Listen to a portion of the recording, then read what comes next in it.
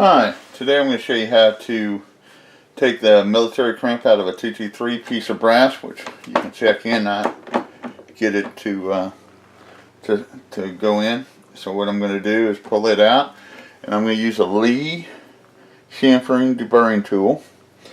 Go ahead and get my brass, and I'm going to ream out that pocket, just like so.